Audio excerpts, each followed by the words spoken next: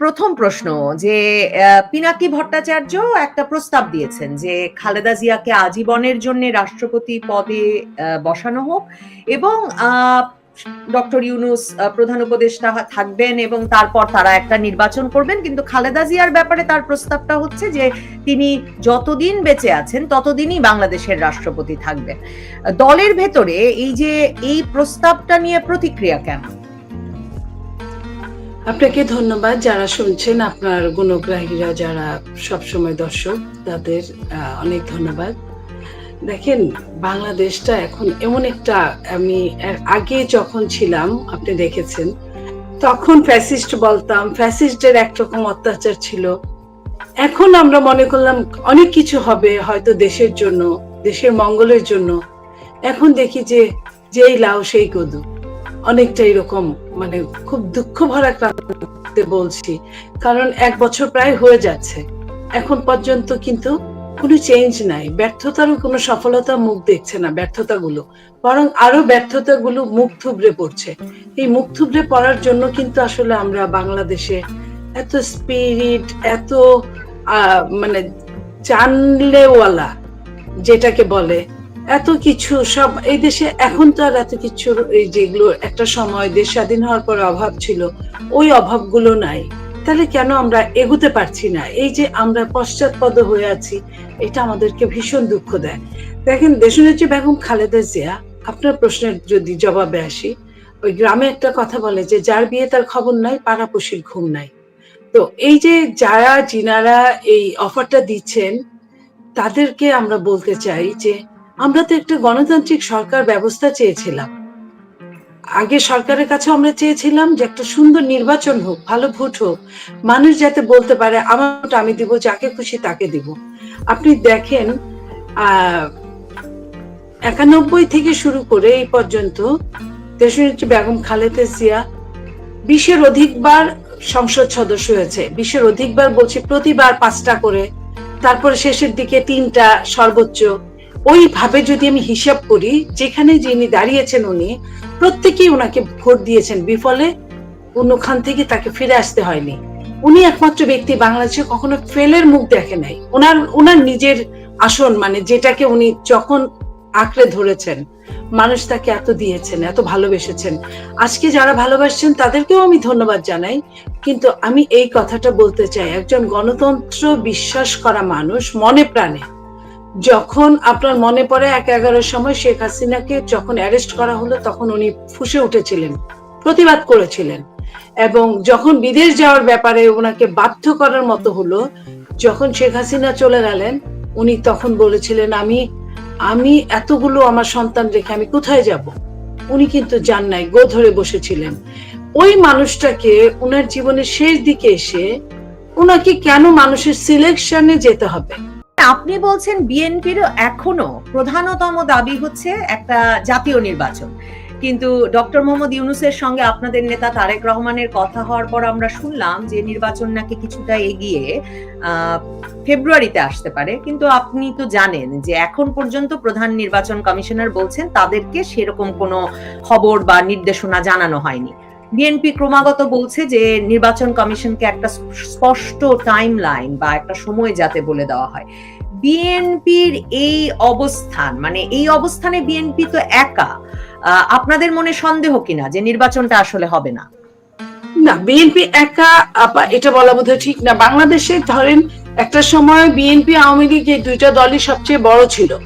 তারপরে যখন আওয়ামী লীগকে রাতের আধারে পালাতে হলো এবং আওয়ামী লীগের খোদ প্রধানমন্ত্রী থেকে শুরু করে বাংলাদেশে বাইতুল মোকাররমের খতিব পর্যন্ত পালিয়ে গেলেন, আপনার সব প্রধান বিচারপতি থেকে শুরু করে আপনার বিভিন্ন আমলারা পালিয়ে গেলেন, তখন আমি এই কথাটা বলবো যে এই মুহূর্তে আওয়ামী লীগ দেশে ঘাপটি মেরে থাকলেও তারা ওপেন হতে পারছে না বা হতে পারে না। তো যে কারণটার জন্য বিএনপি একাই এখানে। আর বিএনপি যদি থাকে, অন্য দলগুলোর কয়জন সদস্য, কেমন সদস্য, এটা আমার থেকে আপনি কোন অংশেই কম জানেন না, বরং অ্যাজ এ সাংবাদিক, অ্যাজ এ আপনার এই যে শো করছেন, প্রত্যেকের সাথে কথা বলছেন, আপনি অনেক ভালো জানেন। তো সেইখানে আমি বলতে চাই যে বিএনপি একটা বড় দল হিসেবে বিএনপি তো চাই অন্য সবগুলো দল যোগ করলে বিএনপির 10 ভাগ কেন 100 ভাগের 1 ভাগও হতে পারে না। সেইখানে তারা চায় বা না চায় সেটার কথা আমি বলছি না। আমি গণতন্ত্রে বিশ্বাস করি, আমি প্রতিনিধিত্ব বিশ্বাস করি। আপনি দেখেন লন্ডন থেকে জাপানে যখন প্রধান উপদেষ্টা বললেন যে একটা মাত্র দল চায়, আর কেউ চায় না, সেই জাপান থেকে আসার পরে উনি কিন্তু বিভিন্ন রাজনৈতিক দলদের নিয়ে বসলেন। সেইখানে অনেকগুলো প্রায় 30টার উপরের রাজনৈতিক দল কিন্তু আপনার ডিসেম্বরের ভেতরেই নির্বাচন চেয়েছে। ডিসেম্বরের ভেতরেই নির্বাচন চেয়েছে বলেই কিন্তু প্রধান উপদেষ্টা লন্ডন যেতে বাধ্য হয়েছে। এটা আমার হিসাব, আমার অ্যাজাম্পশন। বাধ্য হয়েছে যে এতগুলোর মুখ উনি কি দিয়ে ঢাকবেন? একটা এনসিপি অথবা একটা জামাত বা একটা ইসলামী মাইন্ডেড কোন দল যারা কিনা ধর্ম ব্যবসায়ী, তারা কি বললো সেটাতে আমার মনে হয় না যে রাষ্ট্রের কোন সমাধান হবে। তো এই কারণে আমি বলতে চাই যে বিএনপি আছে না, তো যদি বলেও একা, তারপরেও আমি বলবো যদি তোর ডাক শুনে কেউ না আসো তবে একলা চলো রে। তো একা একা হলেও বিএনপি অন্যায় প্রতিবাদ করার দলের নাম হচ্ছে বাংলাদেশ জাতীয়তাবাদী দল, অন্যায় প্রতিবাদ করবে, আমি এটা মনে করি। আপনাদের স্থানীয় নেতাকর্মীরা, মানে আপনার এলাকায় যদি জামালপুরের কথাই যদি বলেন, এলাকার কর্মীরা কি নির্বাচনে খুব আগ্রহী? অনেকেই তো বলেন যে আসলে বিএনপির নেতাকর্মীরা আওয়ামী লীগ দমন, চাঁদাবাজি, নানা রকম ভয়ভীতি প্রদর্শন, ব্যবসা বাণিজ্য দখল করা, এসবে এত ব্যস্ত হয়ে পড়েছে যে তাদের আসলে নির্বাচন হলো কিনা, ক্ষমতায় গেল কিনা তা নিয়ে তেমন কোনো মাথা ব্যথা নাই। কারণ বিএনপি তো 5ই আগস্টের পর থেকে এক রকমের ক্ষমতায় আছে। মানে আপনি জানেন জামাতের আমিরও তো সেই কথা বলেন, এনসিপির নেতারাও আপনাদের সম্পর্কে সে কথা বলেন। তো আপনাদের কি, মানে আপনারা যারা এমপি মন্ত্রী হবেন তারা শুধু নির্বাচন চাইছেন, নাকি আপনাদের কর্মীদের মধ্যেও নির্বাচনের একটা তাগাদা আছে? দেখেন, আপনার প্রশ্ন একটার মধ্যে অনেকগুলো ঢুকে গিয়েছে, তারপরও আমি বলার চেষ্টা করি। নির্বাচনটা হচ্ছে সমস্ত বাংলাদেশের মানুষের হৃদয়ের চাওয়া। নির্বাচনটা সঠিক নির্বাচনে তারা বহু বছর ভোট দিতে পারে না। আপনি যে কথাটা বলেছেন আমি একদম অস্বীকার করবো, এরকম মানুষও আমি না যে থানাওয়ারি জেলাওয়ারি যে একদম অন্যায় কিছু হচ্ছে না, হচ্ছে এবং এটার বিচারও হচ্ছে। আমরা সরকারেও নাই, বিরোধী দলেও নাই, সেই হিসেবে আমাদের নেতা জনাব তারেক রহমান যতটুকু পারছেন বিচার করছেন। মানে প্রায় 3000-এর উপরে নেতাকর্মীদের বহিষ্কার, স্থগিত, সাময়িক স্থগিত, শোকজ নোটিশ, এগুলো অনেকবার করে করা হয়েছে, একের অধিকবার কাউকে করা হয়েছে, এবং তারা শাস্তির মধ্যে আছে। এর চেয়ে বাইরের বেশি শাস্তি দেওয়ার ক্ষমতা তো দলের নাই, কারণ দল আপনাকে মেরে পিঠে সোজা করতে পারে না। যেটা পারে ওটা সরকার পারে। সরকার তো তাদেরকে আশকারা দিচ্ছে। তো সরকার এখানে আইনের অনুশাসন হাতে তুলে নিচ্ছে না, সরকার মবকে প্রাধান্য দিচ্ছে। তো এবং নট অনলি সরকার, এখানে যে আপনার সেনাবাহিনী আছে, সেনাবাহিনীর সদস্যদের প্রায় 30,000 মাঠে রাখা হয়েছে। তাদেরকেও আমি শুনি যে ম্যাজিস্ট্রেসি পাওয়ার সর্বশেষ দিলেও তাদেরকে এরকম বলা হয়েছে যে যদি বলা হয় তাহলেই তাকে পাকড়াও করে নিয়ে আসবে, আইদার নট।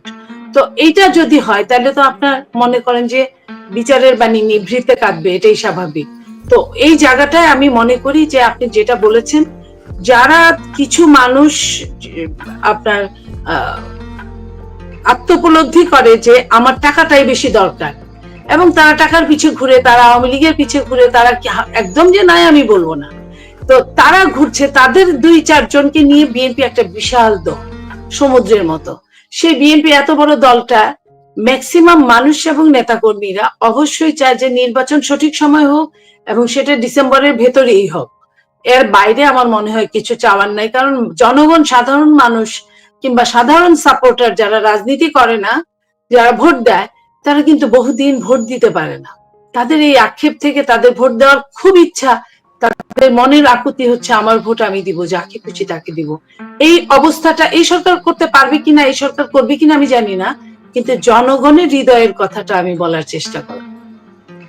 মানে আপনারা বলছেন একরকম জনগণের হৃদয়ের কথা, এবং সেটা কেন বলছেন তার ব্যাখ্যা হিসাবে জামায়াতে ইসলামী, এনসিপির নেতৃবৃন্দ তারা বলেন যে এই যে আপনারা চান দ্রুত ভোট এবং দ্রুত ভোট হয়ে দ্রুত ক্ষমতায় যাওয়া। এনসিপির নেতারা বলেন এই যে আপনাদের নির্বাচন কথা, সেটা খুব আওয়ামী লীগের টোনের সাথে মিলে যায়, মানে আওয়ামী লীগের সাথে সুর মিলিয়ে সব, মানে এই ধরনের কথা আপনারা বলেন। কিন্তু এবং আসিফ মাহমুদ সজীব ভুইয়া বলেছেন যে আপনারা কোনো কুমির আনার চেষ্টা করেন এসব কথা বলে।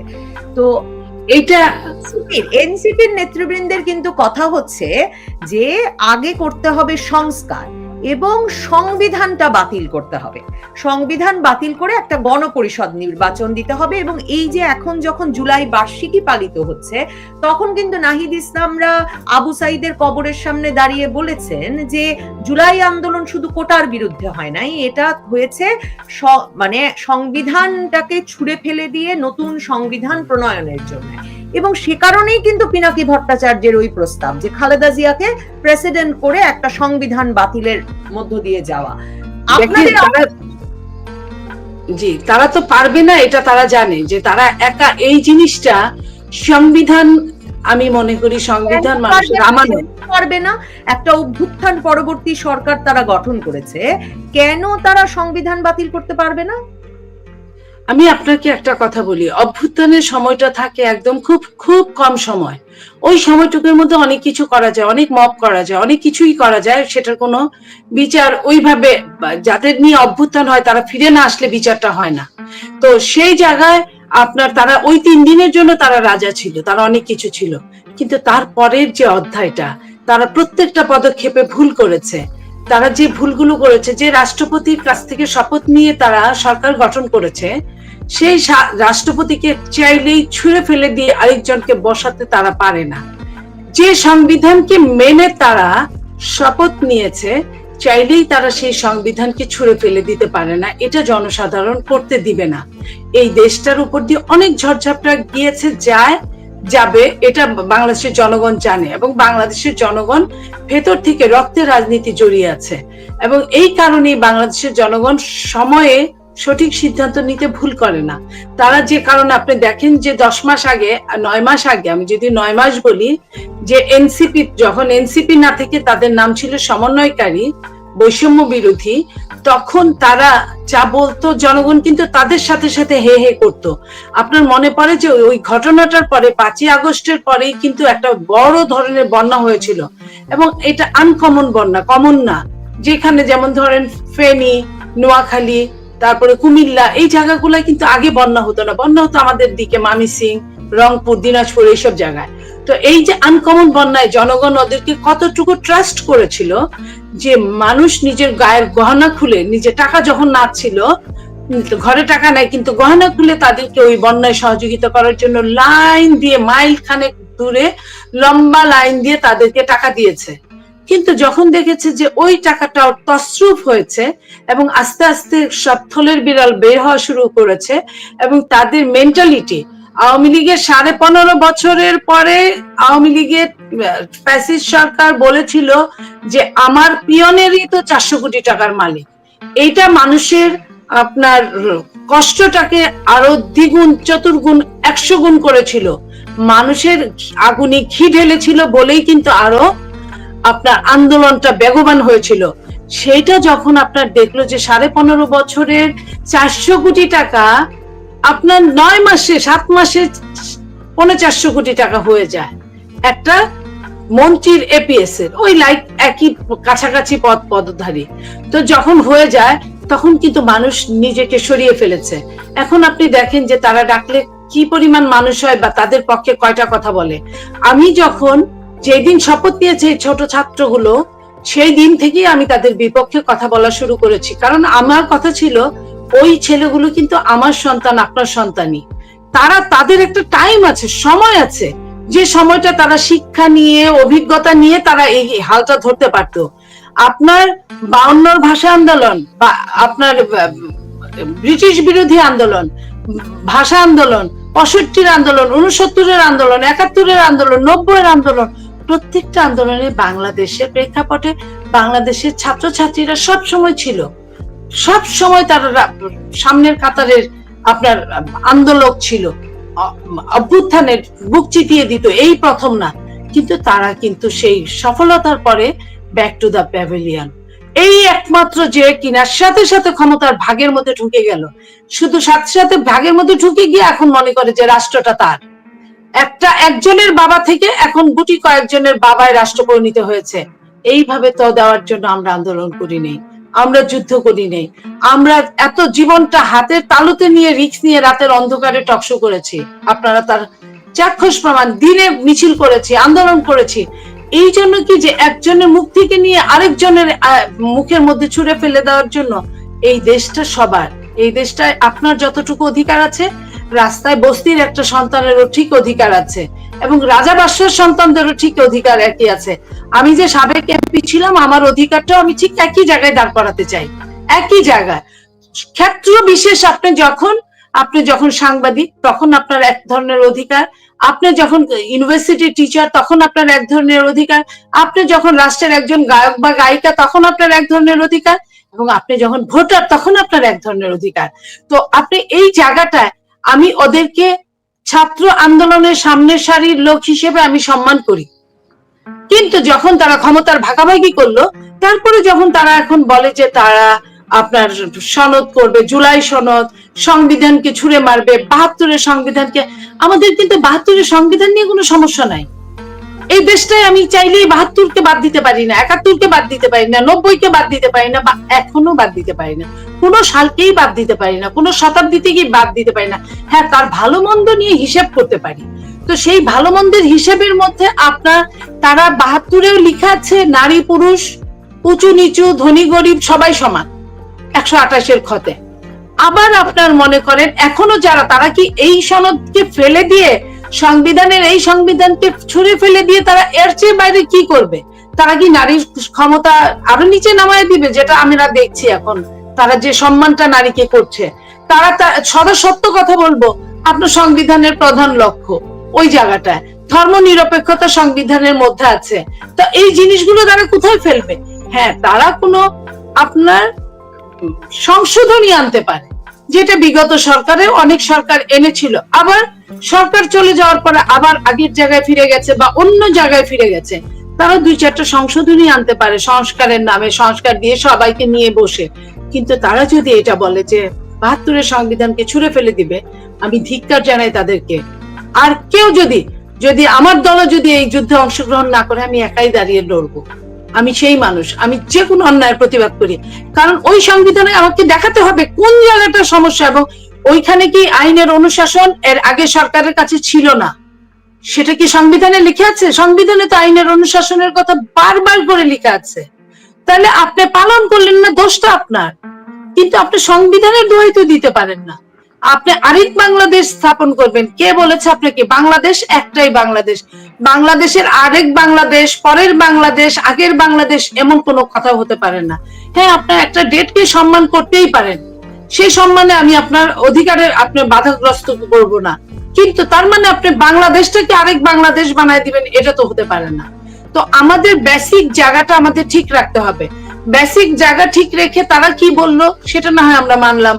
এক সময় আমরা এরশাদ বিরোধী আন্দোলনের পরে, তখন আপনারা অনেক ছোটই ছিলেন, এরশাদ বিরোধী আন্দোলনের পরে ৫ই ডিসেম্বরকে খুব সিরিয়াস ভাবে আপনার সম্মান করা হতো। তো এখন কিন্তু গণতন্ত্র দিবস পালন করা হতো, এখন কিন্তু ওইটা ওইভাবে অনেকেই জানেও না, ভুলেই যায়। তো এরকম আস্তে আস্তে ম্লান হবে, ম্লান হয়। ৯০টা কিন্তু ম্লান হওয়ার কথা ছিল না, কিন্তু একটা সময় ৯০-এর যারা হোতা ছিল, যারা সামনের কাতারে ছিল, তাদের লোভ লালসের কারণে ৯০টা ম্লান হয়ে গেছে। ঠিক ৯০ ম্লান হতে কিন্তু তাও ১০-২০ বছর সময় লেগেছিল, কিন্তু ২৪কে ম্লান করে দিচ্ছে এই ২৪-এর এই ছাত্ররা যখন এক এক সময় এক এক কাজ করছে। এক সময় তারা যে কয়েকজন আপনার উপদেষ্টা হয়েছে, মন্ত্রী পরিষদে গেছে, সেই কয়েকজন কিন্তু শপথ নিয়ে বলেছে রাগ অনুরাগের বশবর্তী হবে না, কিন্তু প্রত্যেকটা পদক্ষেপে আমরা দেখছি, আমরা কথা শুনছি, সেনা প্রধান বলেছিল আমার বুকে পাথর বেঁধে আমি এটা করছি, এটা বলতে পারে না সে। যদি সেনা প্রধান বলেও থাকে, সে এটা বলতে পারে না। দ্বিতীয়ত ৫ তারিখে যদি এই স্বাধীন না হতো, ৬ তারিখে আমরা সশস্ত্র অবস্থায় নামতাম, এই কথাটা তো কখনোই বলতে পারে না। এই কথা বলার সাথে সাথে তার পথ চলে যাওয়ার কথা। সে সশস্ত্র, সে কিভাবে সশস্ত্র হবে? সে বলতে পারে আমরা নামতে পারতাম, আমরা আমাদের অবস্থায় নামতে পারতাম। সশস্ত্র মানে আমাদের সব রেডি ছিল, সশস্ত্র মানে এই যে গোলা বারুদ, এগুলা সে কিভাবে কোথা থেকে কালেকশন করি। গোলা বারুদ নিয়ে তাদের ধরাই পড়ছে, মানে আপনি যার কথা এখন তারা ধরা পড়ছে।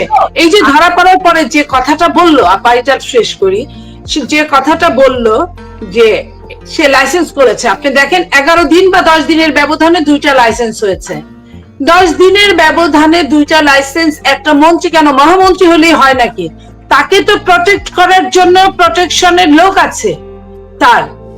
আমার আপনাকে প্রোটেকশন করার কেউ নাই, আমাদের দরকার লাগে না। তাকে প্রোটেকশন করার লোক থাকার পরে তার কেন গোলা বারুদ লাগবে, তার কেন আপনার রেজিস্ট্রেশন করা লাগবে, লাইসেন্স করা লাগবে?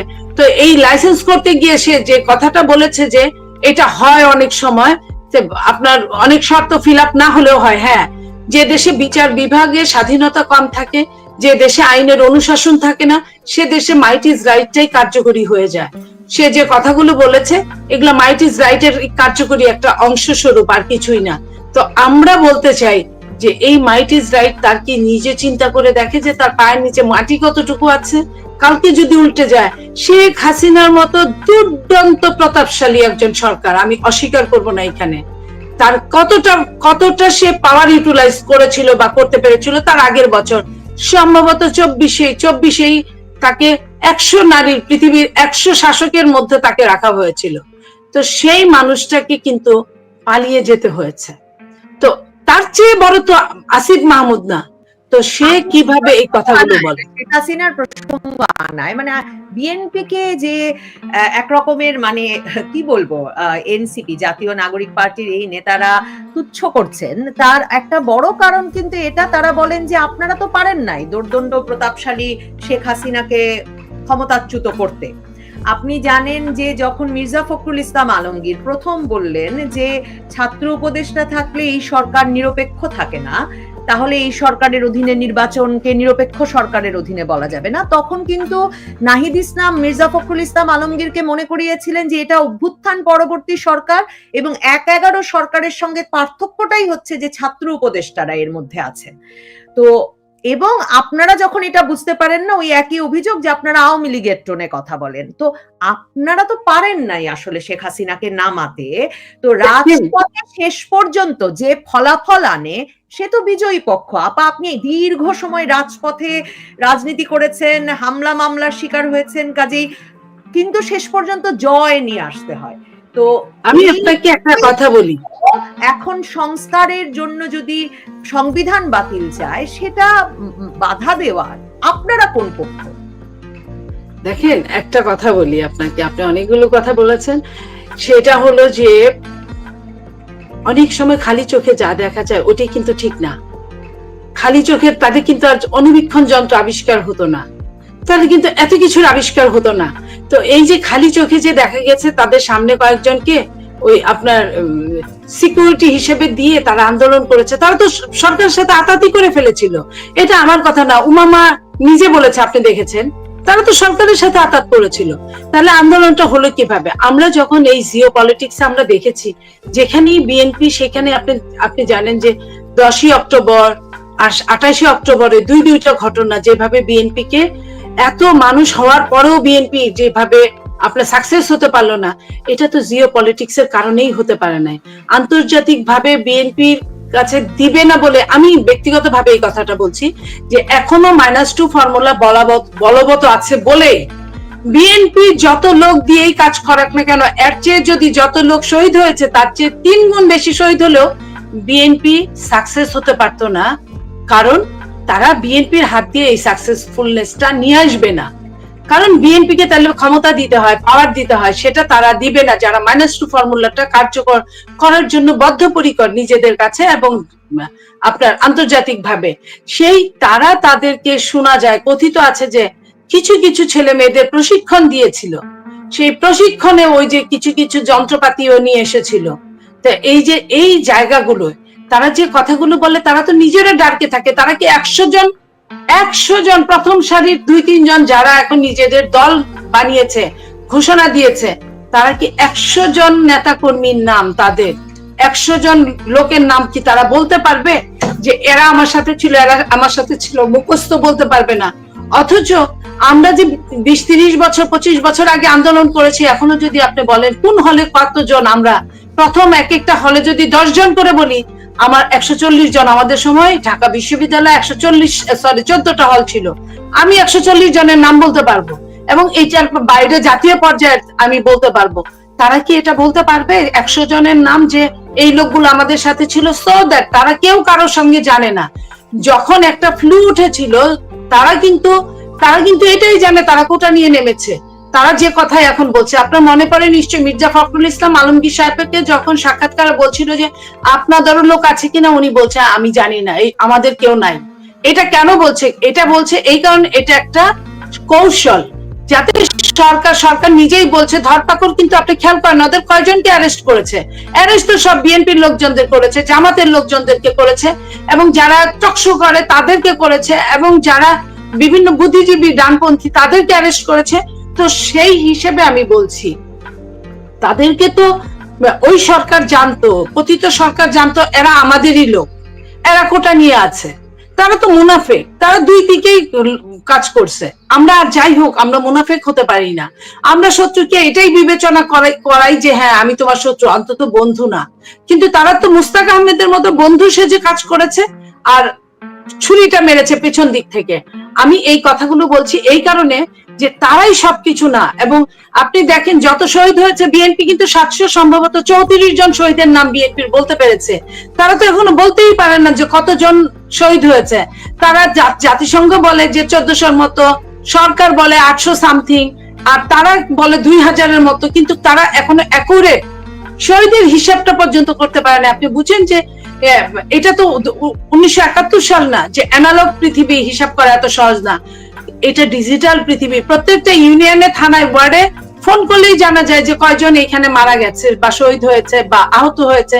এটা নর্মালি এইভাবে জানা যায়, আপনার প্রশাসনিক মাধ্যমেও জানা যেতে পারে, কারণ প্রত্যেকটা ইউনিয়নের সাথে ওই এলাকার আহত এবং নিহত পরিবার সম্পৃক্ততা আছে। তাহলে তারা কেন বলে না? কারণ এইখানেই একটা রাজনীতি, অপরাজনীতি। এই অপরাজনীতিটা যাতে ধরা না পড়ে এই জন্য তারা কখনোই এটা বলবে না, এটার কাজ দিয়েও তারা যাবে না। তো এই জন্য আমরা বলছি যে আন্দোলনে প্রত্যেকেই ছিল, আমাদেরকে জিও পলিটিক্স এর কারণে আমাদের হাত দিয়ে এই সফলতাটা আসতে দেওয়া হতো না। আমরা যখন এই 13-14 বছরে আমরা জেনে ফেলেছি, তখন কিন্তু আমরা আরেকটা রাস্তায় হেঁটেছি। আমাদের কথা হচ্ছে ভিক্ষা চাই না, কুত্তা খাওয়া, মানে যেই করুক সমস্যা নাই, শেখ হাসিনা সরকারের পতন হওয়া দরকার। এই সরকার জনগণের বাইরের সরকার। এই কারণটার জন্য আমাদের লোকরা কে কার ক্রেডিট নিল সেটা নিয়ে মাথা ব্যথা নাই। এবং যখন এই বাচ্চা ছেলেগুলো, হ্যাঁ আমাদের বয়স অনুপাতে ওরা তাই, যদিও এখন একটা দল করেছে, আর এরাই সব না। আপনার সমন্বয়করা অনেকে এই দলের সাথে নাই, কিন্তু তারা তো সমন্বয়ক। যারা আন্দোলনে ছিল তারা অনেকেই এই দল বা সমন্বয়কদের সাথে নাই, কিন্তু তারা তো আন্দোলন করেছিল, তারাই মেন। তারা জীবন দিয়েছে, তারা আন্দোলন করেছে, তারা আবার বাড়ি ফিরে গিয়েছে, তারা আবার বই খাতায় ফিরে গিয়েছে। যারা বই খাতায় ফিরে যায় নাই, যারা নিজের হিস্সা নেওয়ার জন্য, অর্থের হিস্সা নেওয়ার জন্য, ক্ষমতার হিস্সা নেওয়ার জন্য যা খুশি তাই করছে, আমি তাদেরকে ধিক্কার জানাই। জিওপলিটিক্স, সেই জন্যই তো এনসিপি, জামায়াতে ইসলামী সহ ইসলামপন্থী সব দল, চরমনাই পীরের ইসলামী আন্দোলন বাংলাদেশ, বামপন্থী দলগুলো সবাই বলছে আনুপাতিক প্রতিনিধিত্বতে নির্বাচন হতে হবে। কারণ এখন অবস্থাটা যা, নির্বাচন হওয়া মানেই আপনারা একক সংখ্যাগরিষ্ঠতা, এবং এরপরে নাকি আপনারা ফ্যাসিবাদী হয়ে উঠবে। তো আপনাদেরকে ফ্যাসিবাদী হওয়ার সুযোগ যে দেওয়া উচিত না, এটা কিন্তু এমনকি আপনাদের মিত্র মাহমুদুর রহমান মান্নাও বলছেন। তো এই যে আনুপাতিক প্রতিনিধিত্ব নির্বাচন, পিআর পদ্ধতির নির্বাচন, সেটাতে আপনাদের আপত্তি কোথায়? কারণ আপনাদের নেতা তারেক রহমান আবার দেখলাম জুলাই স্মরণে যে আপনারা অনুষ্ঠানমালা শুরু করেছেন, তার প্রথম দিনে তিনি বলেছেন যে রাজনৈতিক নেতৃবৃন্দ যেন ভেবে দেখেন। তার মানে কি বিএনপি চরম বিরোধিতা থেকে, পিআর পদ্ধতির তীব্র বিরোধিতা থেকে এখন ভেবে দেখার জায়গায় যাচ্ছে? আপনারা বিবেচনা করছেন?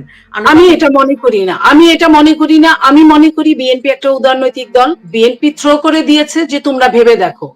এই ভেবে দেখাটা বিএনপি তো আগেই আপনার আওয়ামী লীগ থাকা অবস্থায় বিএনপি 31 দফা সাংবাদিক সম্মেলনের মাধ্যমে প্রচার করেছে এবং সমস্ত বাংলাদেশে প্রচার করেছে। সেখানে কিন্তু বিএনপি জাতীয় সরকারের কথা বলেছে যে আমরা যদি আসি কখনো, আমরা জাতীয় সরকারের চেষ্টা করব যে আমরা সব দল থেকেই কাউকে না কাউকে নিব, কোনো না কোনো ভাবে আমরা তাদেরকে আমরা অংশীদারিত্বের মধ্যে রাখবো।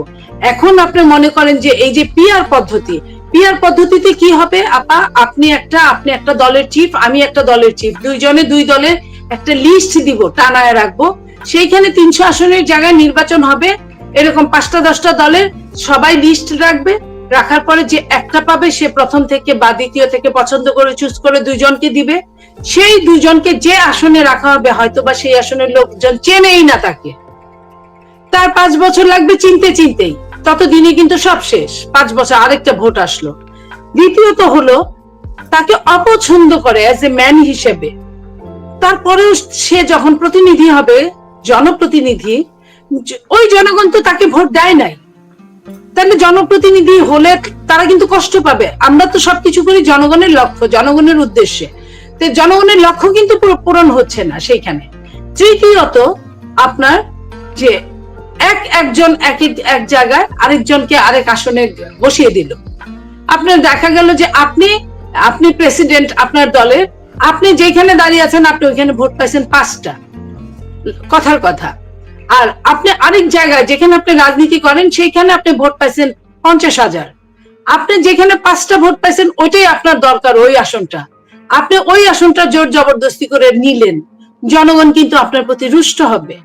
জনগণ কিন্তু বলবে আমরা তো একই ভোট দিইনি, আমরা কেন, আমরা তো, আপনি জানেন নিশ্চয়ই যে এক এক এলাকা আছে, এক একটার প্রাধান্য।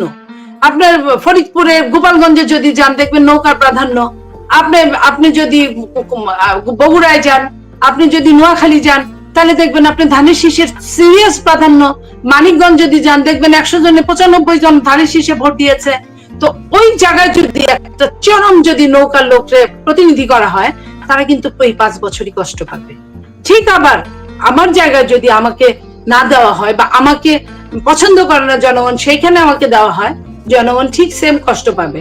তো এই যে জনগণ পরে একটা সময় জনগণ কিন্তু তাদের ম্যান্ডেট দেওয়া, যে এই যে উন্নত দেশগুলোতে যেমন খুব একটা মানুষ যেতে চায় না ভোটের দিন, বাংলাদেশে যেমন সকালবেলা থেকে একটা উৎসবের আমেজ বয়ে যায়, মানে আগে যেত এই 15 বছরের আগে, সেইখানে কিন্তু জনগণ আবার খেই হারিয়ে ফেলবে, আবার ভোট দিতে যাইতে চাবে না। আরে কি হবে, আমার তো কোনো, আমি যারে পছন্দ করি তারে তো আমি পাশ করাতে পারবো না, তাহলে ভোটটা দিতে যায় কি হবে।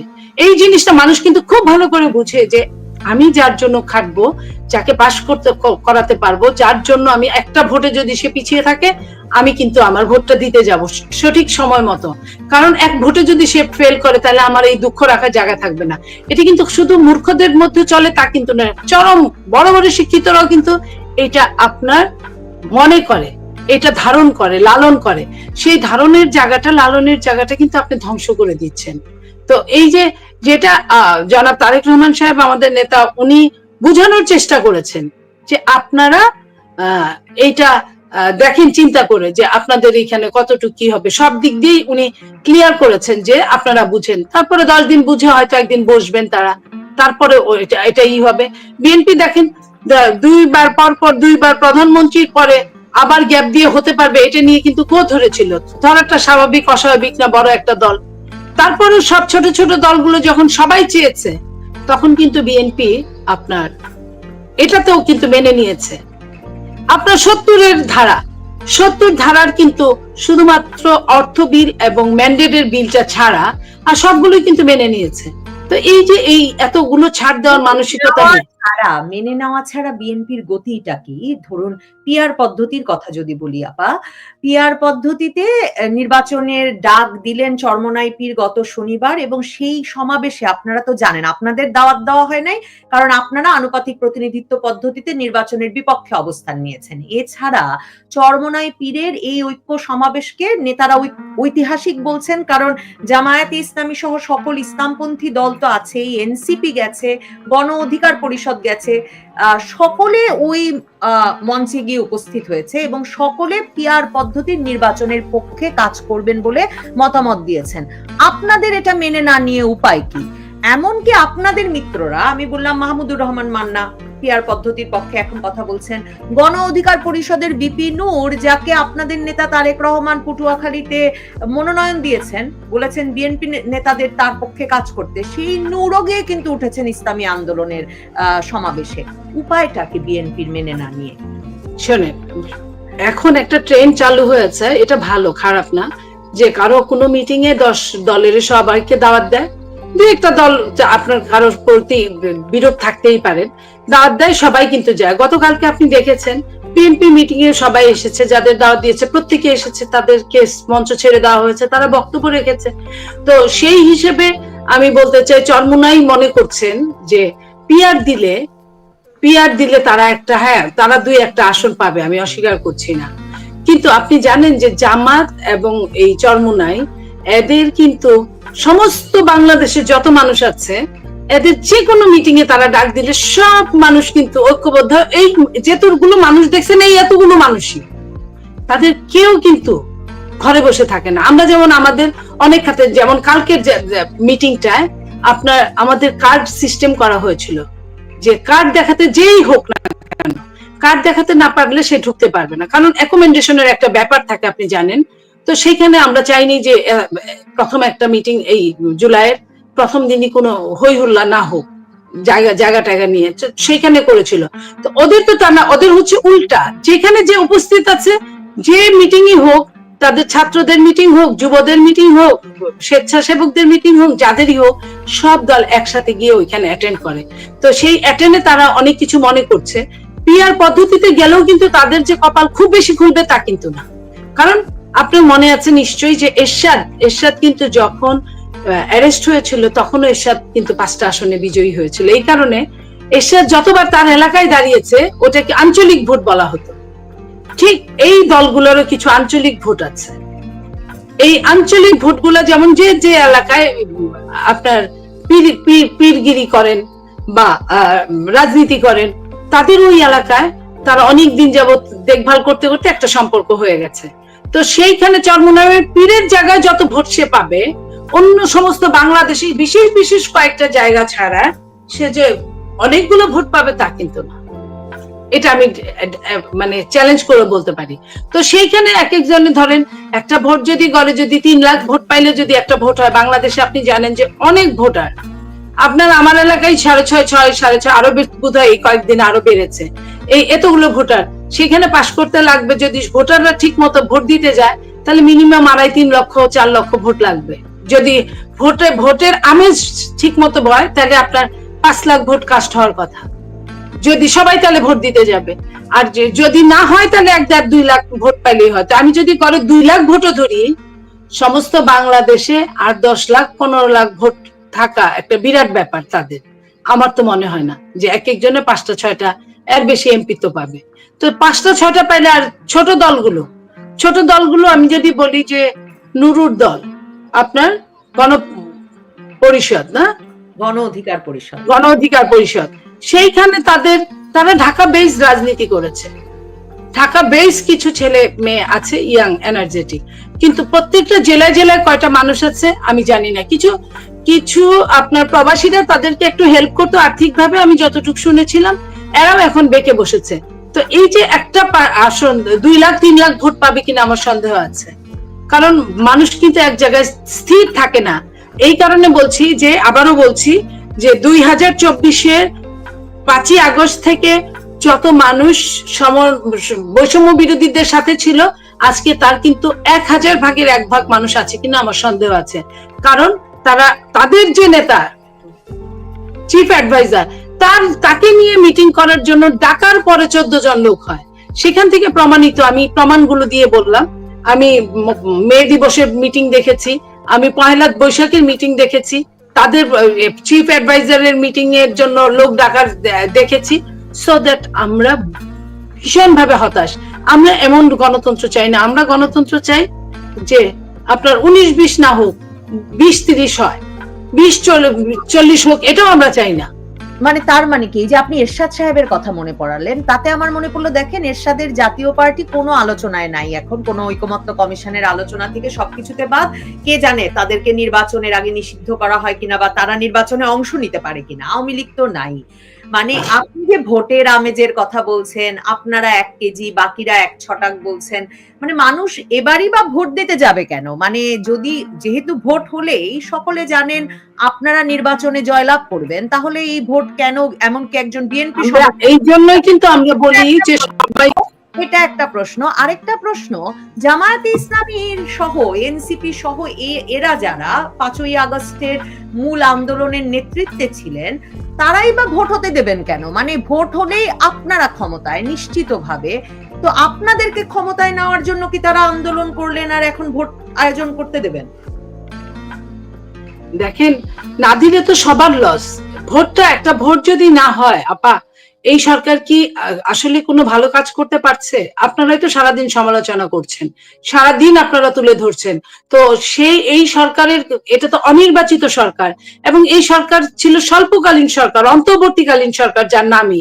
সেই সরকার আজকে প্রায় 1 বছর হয়ে গেল ক্ষমতায়, এবং দেশের কোনো মঙ্গল হচ্ছে না, আইন শৃঙ্খলার কোনো আপনার বিশৃঙ্খলা থেকে উঠতে পারছে না, মব বন্ধ হচ্ছে না।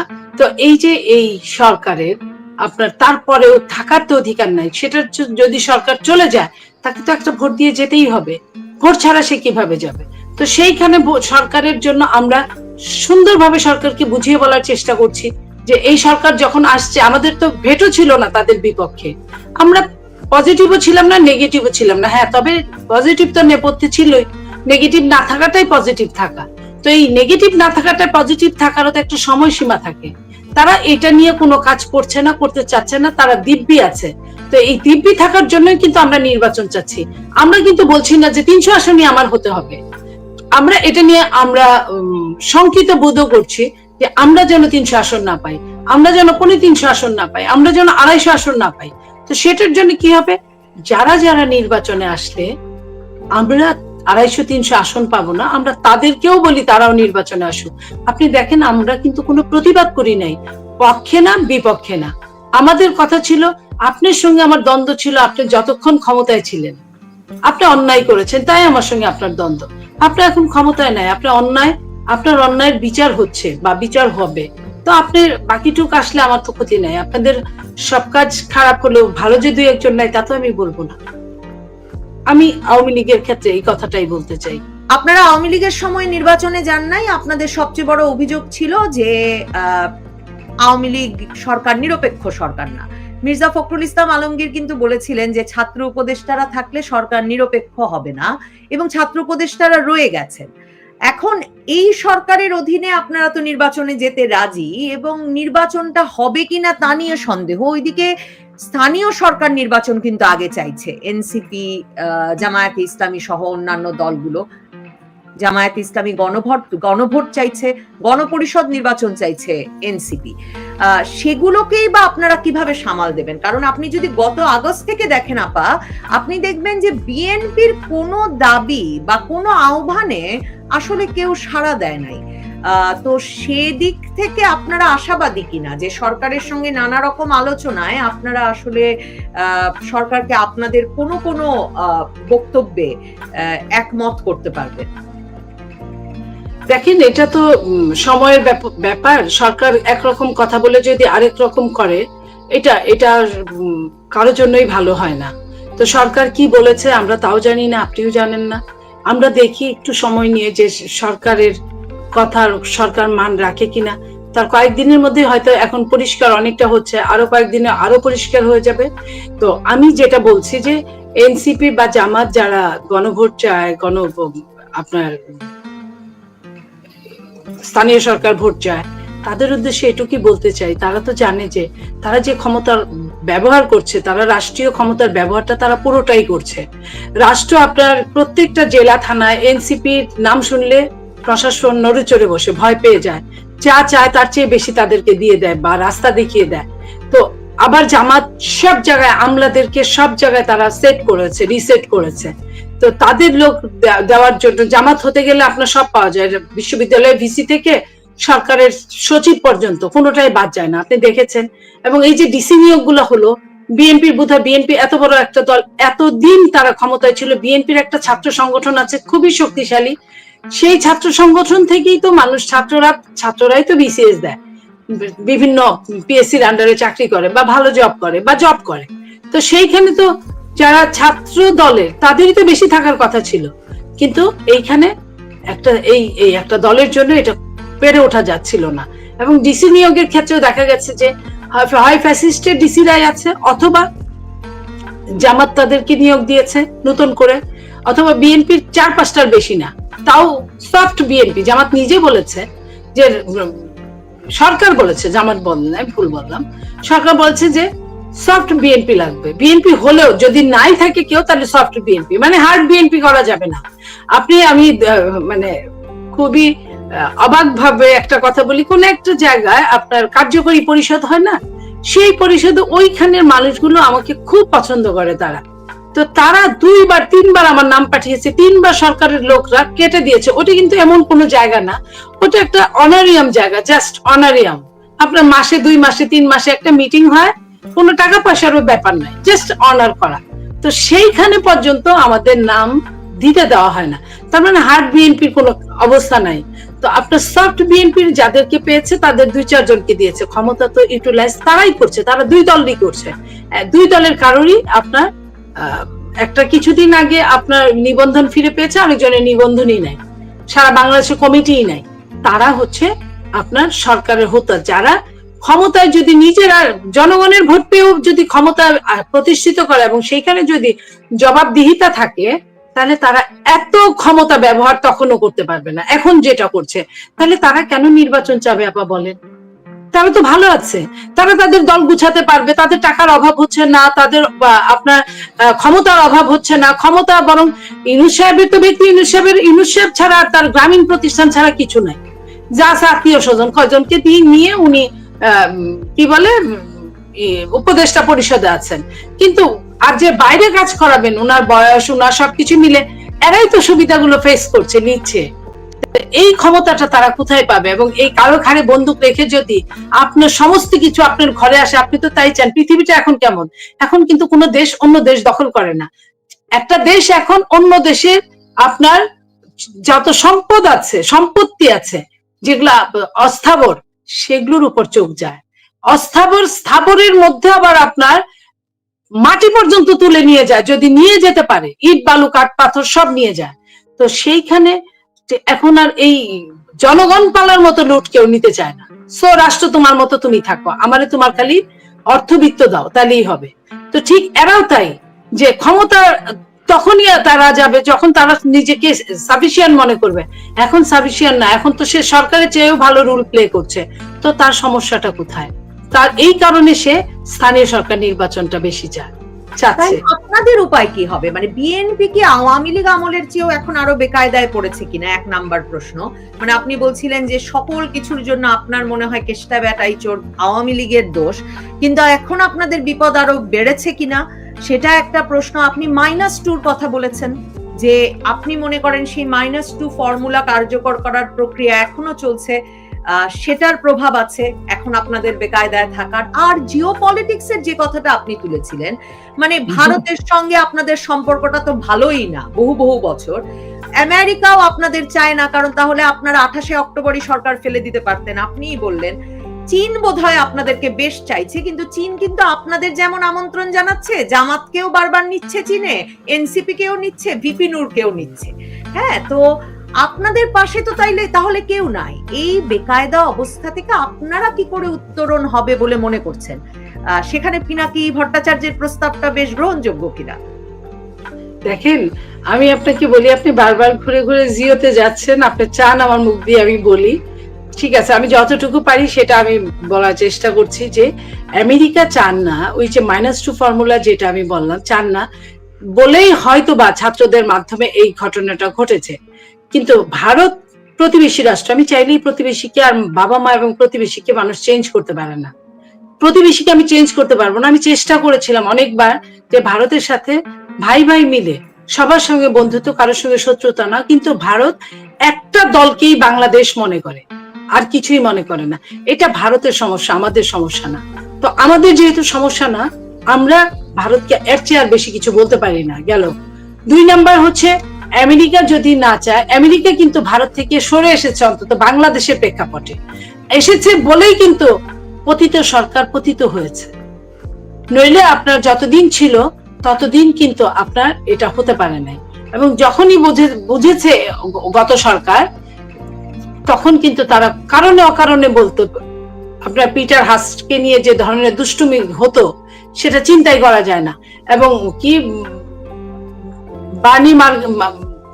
বার্নি কি আরে আগেরটা বার্নিকাট, হ্যাঁ, বার্নিকাটের গাড়ি বহরে হামলা করা থেকে শুরু করে তারাও কিন্তু অনেকটা সময় তারা মনে করেছে যে আমরা বোধহয় পেরে গেলাম।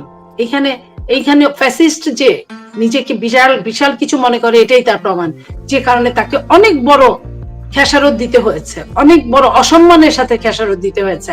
তো সেইখানে -2 ছিল বলে, আছে বলেই খেসারতটা এইভাবে দিতে হয়েছে এবং আমরা এইভাবে আসতে পারি নাই। এখন বাংলাদেশটা কিন্তু অন্যরকম। বাংলাদেশের মানুষ কিন্তু এসবের তোয়াক্কা করে না। বাংলাদেশের মানুষের রাজনীতি ভীষণ ভীষণ ভাবে চ্যালেঞ্জকে তারা মোকাবেলা করে বলেই আমেরিকার মতো দেশেরও কিন্তু আপনারা দেখেন 1-11 করার জন্য কিন্তু আরো 10 বছর আগে থেকে ধরেন তারা চেষ্টা করছে। তো 10 বছর আগে যদি হয় তাহলে 2006-কে আমি 96 বানাই। 96 থেকে যদি চেষ্টা করে থাকে তা 10 বছর পরে 2006-07-এ তারা 1-11 নিয়ে আসছে। 1-11 পরে আবার আপনার এই 2-11 আনতে কিন্তু আপনার 18 বছর চলে গেল, 18.5 বছর। এই 18.5 বছর আপনার আবার চলে গেল। এখনো কিন্তু বাংলাদেশের মানুষ যতটা ঐক্যবদ্ধ এই বড় দল বিএনপির জন্য, তাদেরও কিন্তু অনেক ঘাম ঝরছে, তাদেরও কিন্তু অনেক দৌড়াতে হচ্ছে। তারা যাদেরকে সিলেক্ট করছে তারা কিন্তু বাংলাদেশের আপনার এনভায়রনমেন্টে কিন্তু নিজেকে প্রমাণ করতে পারছে না, বারবার ফেল করছে, বারবার উষ্টাগত হচ্ছে। তারাও কিন্তু সুবিধায় নাই, এত বড় রাষ্ট্রও কিন্তু সুবিধায় নাই। সেইখানে নাচালে নাচতে হয়, এটা কিন্তু একদম দ্রুব সত্য আপা।